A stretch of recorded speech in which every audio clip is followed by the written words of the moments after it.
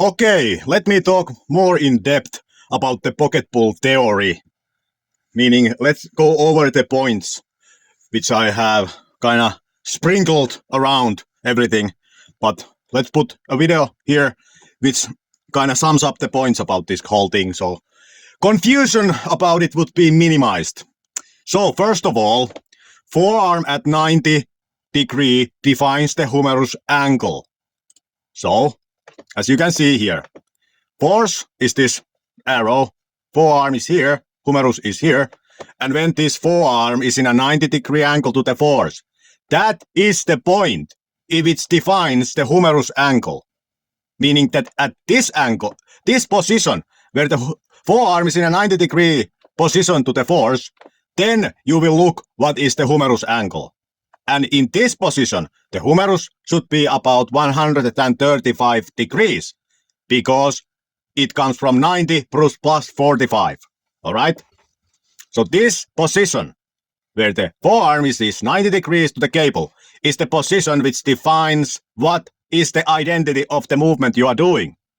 It doesn't matter how the humerus is in any other position, as long as it is in this position, in this orientation of the force vector and the forearm.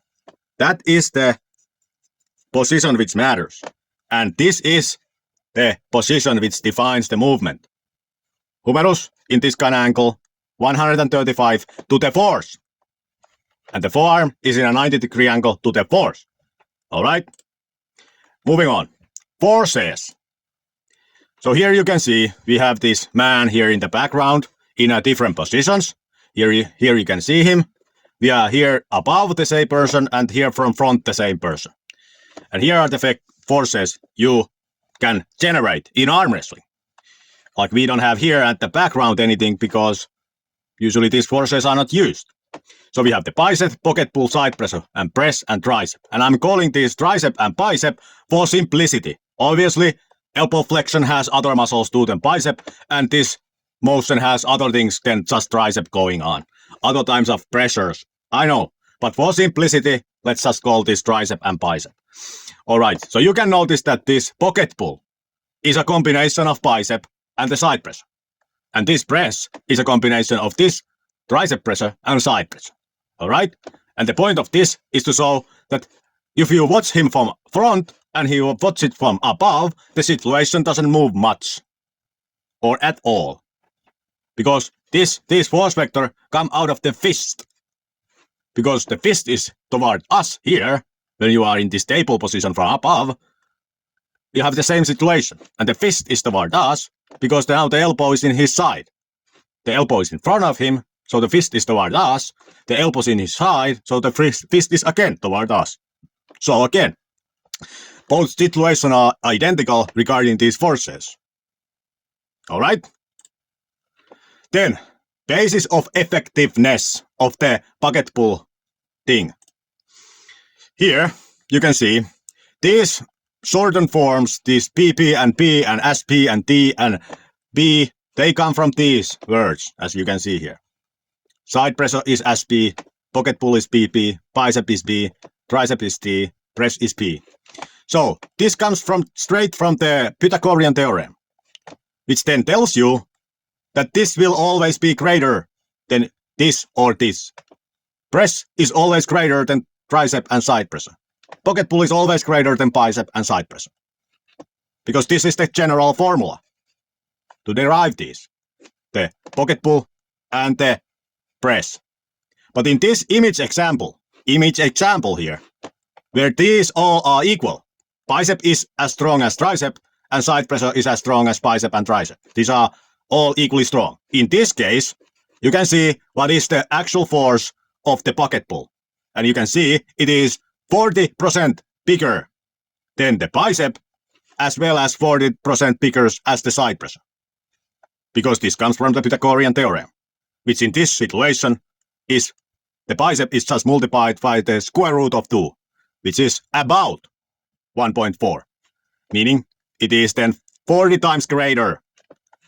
And this is why you should always try to use it, because it's 40 times stronger than side pressure, if they are equal. If you have this situation where these are equal, this is 40 times as great as this or this individually. So you should always try to use it. Because why would you not use your biggest possible force vector? And the same applies to the press. If these are equal, then also the press is 40 times as great as the tricep or side pressure. Alright? So this is why it makes sense to use this. And why your body naturally wants to use it. If you do these exercises, like if people, when they do bicep, they end up eventually doing the pocket pull, because if this is any amount of big, it will be hugely stronger to do this than this. And as well as the same thing applies to this. If you start doing this, you might notice that you have ended up doing this. Because this again is hugely stronger than the side pressure. Because of this reality. General equation. Pythagorean theorem comes from there. Meaning that this is always stronger than these individually. And hence, since it is always stronger, why would you not use it? Why? Because it's the most effective thing you can do. Alright? So this is the reasoning why it makes sense to use it. Alright? Then let's talk about the low and high cable a little bit.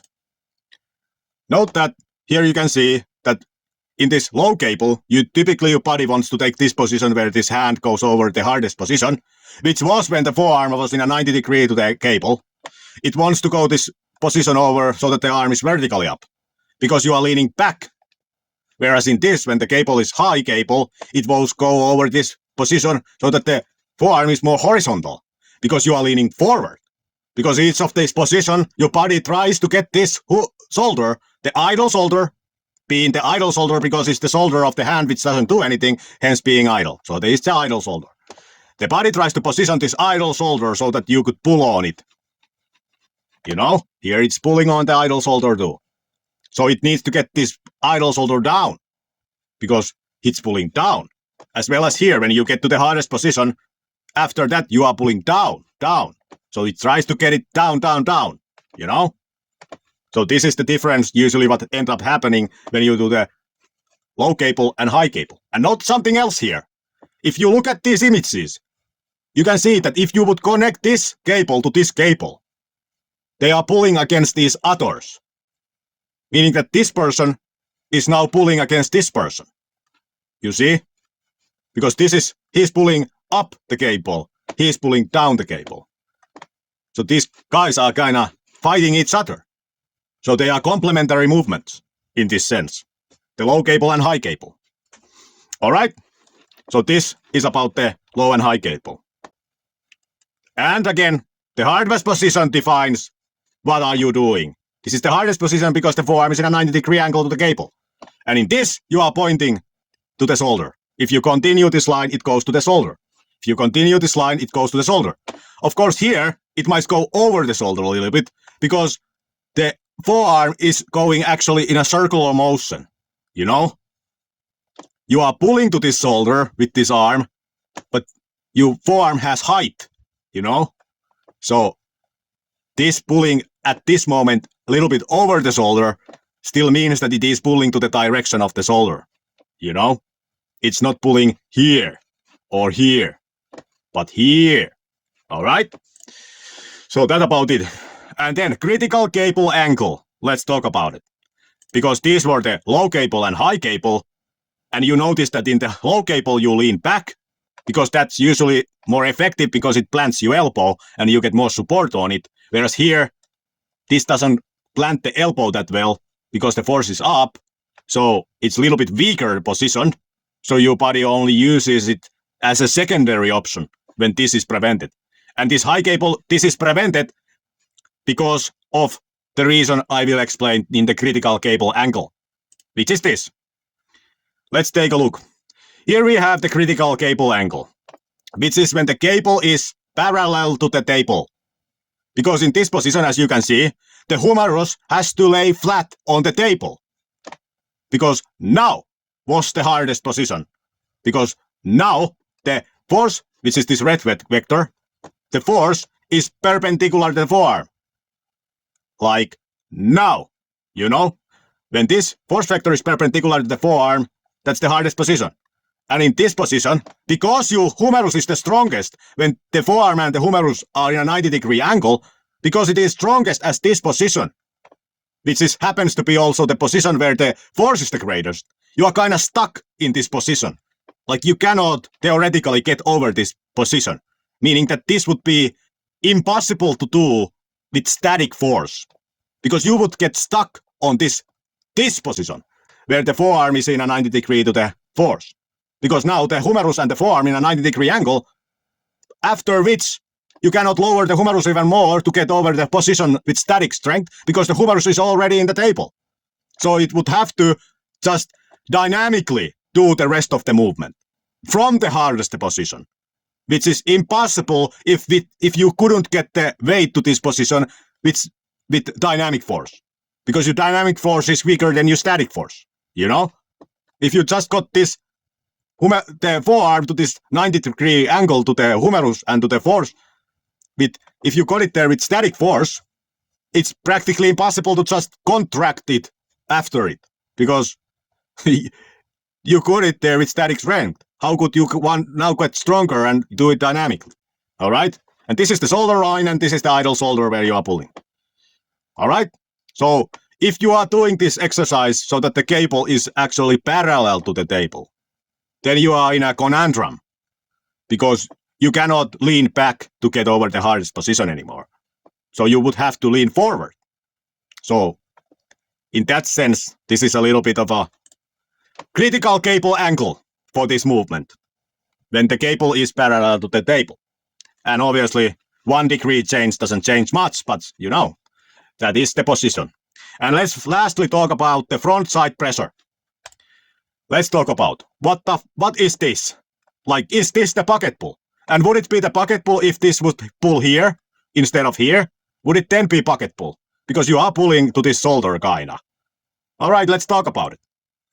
Here is the hardest position when this cable is perpendicular to the forearm, 90 degrees here. And this is the position which defines the movement. The hardest position defines the identity of the exercise. So when the cable comes here, and this is 90 degrees, the forearm and the cable is 90 degrees, this defines the movement. And as you can see in this movement, this blue line has been put in so that it is perpendicular to the force.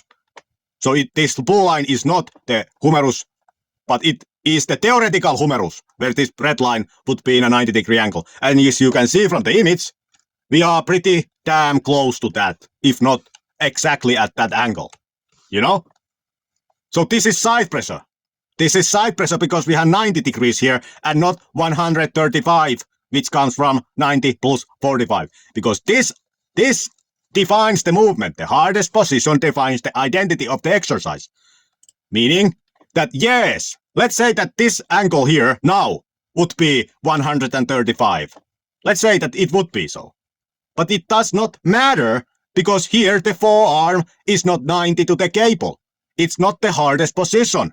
So no matter if in some point of your side pressure training or whatever training, it just happens that the humerus is 135 degrees to the cable, if it just happens, it's irrelevant if it's not the hardest position, because the hardest positions defines the identity of the exercise. All right? So yes, somebody could just look at this, what he is doing here, which is direct side pressure training from far front, and be thinking like from this frame that this is now pocket pull.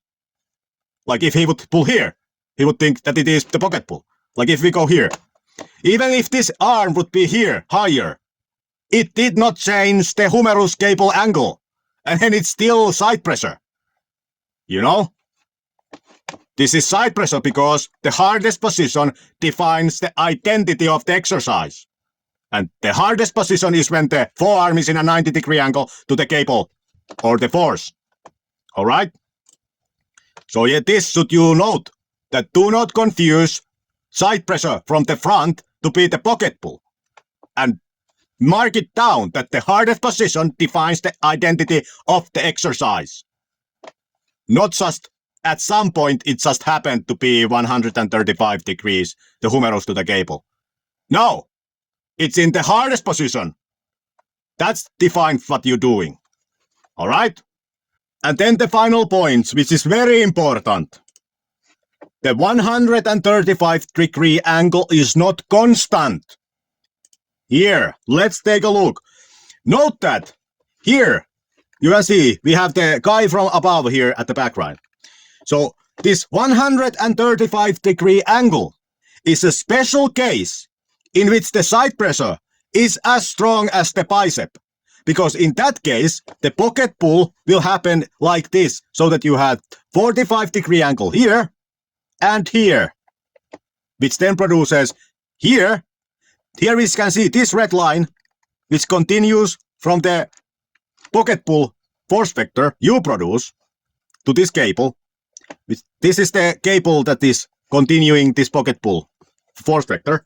Here, in this special case, where the bicep is as strong as the side pressure, you will have 135-degree angle to this humerus and the cable. All right? In this case, you will have the 135-degree angle to the cable.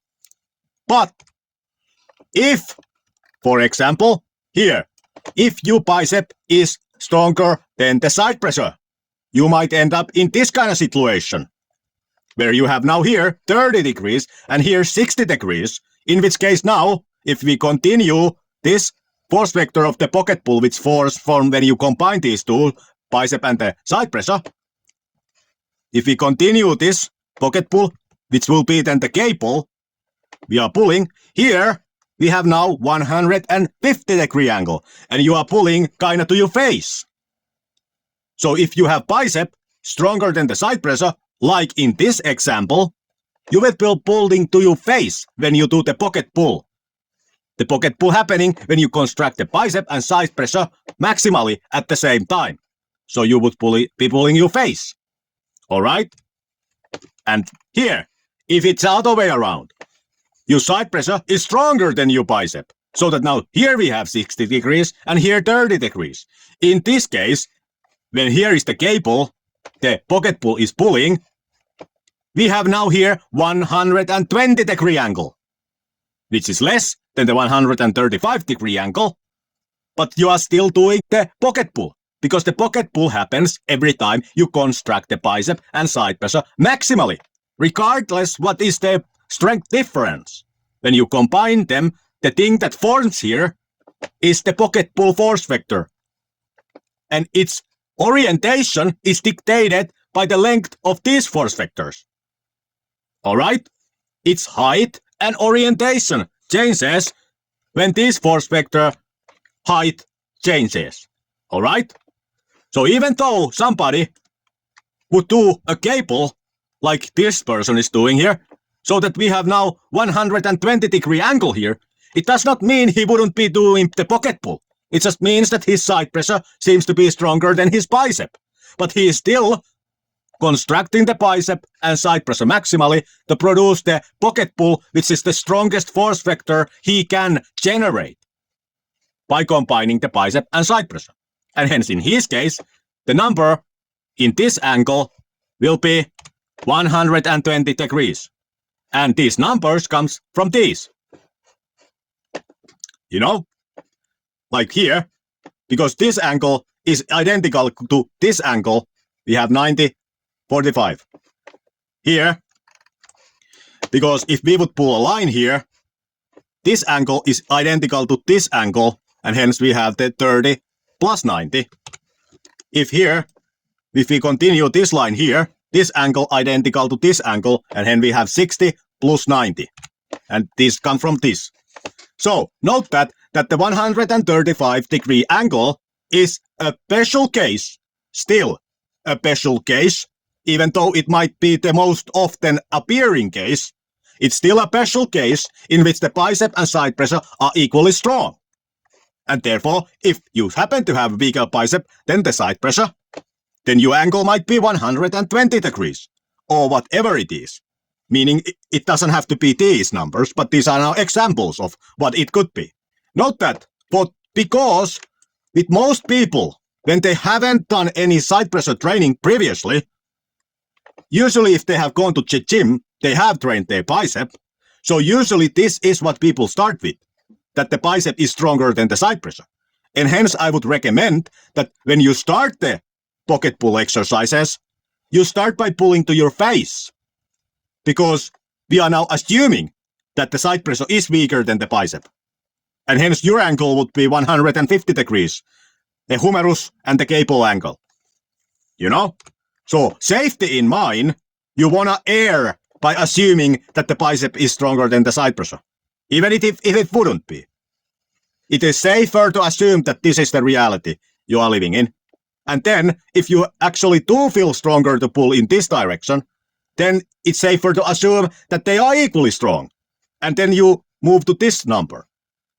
And if you for some reason feel that you are even stronger when you are pulling even further away from this shoulder, meaning kind of like this, then it's safe to assume that your side pressure is actually stronger than your bicep. But this does not mean that the thing you are doing is not pocket pull. It's still the pocket pull.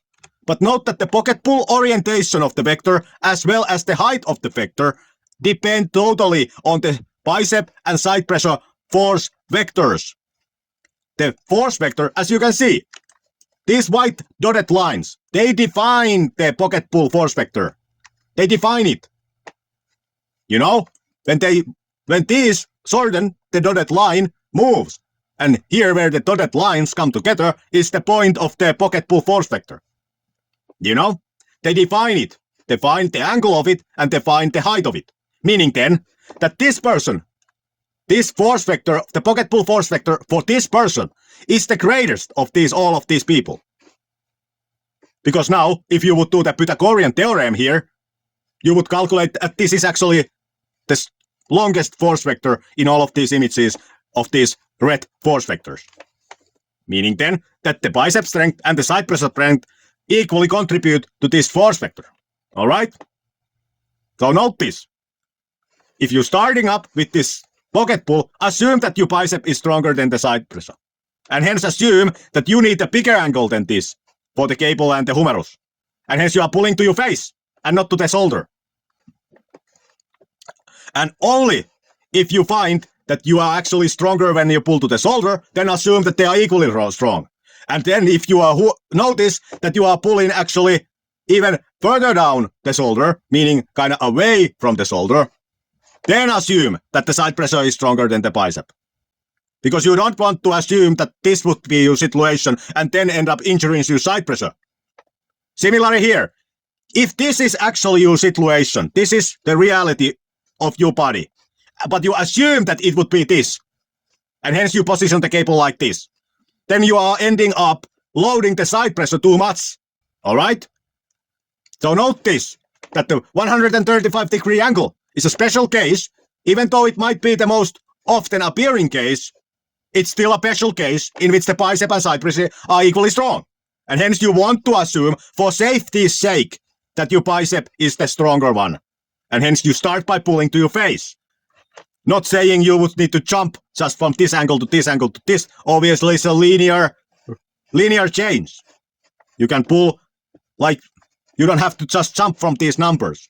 You can gradually change the number.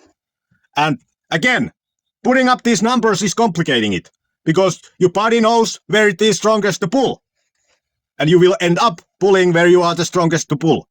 If you start with this and your reality is this, you will end up doing this.